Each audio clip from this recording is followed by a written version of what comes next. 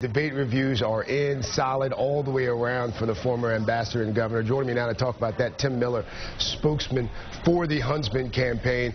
Tim, good afternoon to you, sir. You're in New Hampshire now, 8 weeks until the primary and caucus season starts. How do you leverage Mr. Huntsman's good performance into momentum? Well, we feel very good about last night, obviously, and, you know, as voters start tuning into this race, they're going to be looking for a candidate that fits two main criteria.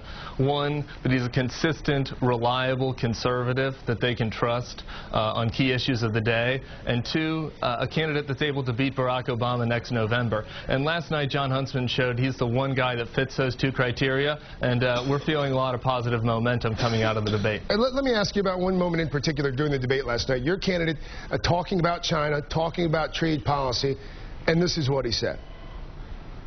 You can throw out applause lines and you can say that you're going to slap on tariffs. You know, that doesn't work. But you're suggesting it. He's standing right here. Would you say that he's pandering on this issue? I've said it before. I think that that policy is one of simply pandering. Why not look Mitt Romney in the eye right there? Why hold your punch? Why not look him square in the eye and say, hey, I'm talking about you. Here's the problem I have. Here's the problem a lot of Republican voters have as well. Look, I think he very clearly distinguished himself from Mitt Romney on the issue of China last night. Pandering on the issue during a recession isn't going to bring jobs to this country. Jon Huntsman understands China better than anybody on that stage, better than almost anybody in this country, frankly, and he's ready as commander-in-chief to negotiate with China in a way that deals with the monetary policy positively for this country. And I thought he distinguished himself Romney on that and other issues very clearly last night. You guys have still, I mean, you're still lagging behind in virtually every major national poll, lagging behind considerably.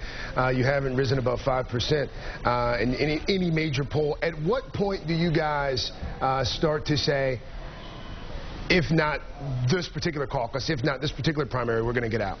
Well, look, 30 days ago, all of the pundits declared this a two-person race between Mitt Romney and Rick Perry. Yeah. And clearly after last night, that's not the case. What we want is a steady, substantive rise that begins right here in New Hampshire, where the voters have had a chance to listen to Jon Huntsman. Is New Hampshire do or die for... New Hampshire's very important, and we can already see positive movement in New Hampshire. Very important or do or die? New Hampshire is absolutely important. We have to play very well in New Hampshire in January, and we intend to. Jon Huntsman's going to be a comeback kid because voters can trust him on the key issues of the day, unlike Mitt Romney and unlike some of the other folks on that stage. Tim Miller in New Hampshire. Tim, thank you for your time, sir. Thanks so much for having me.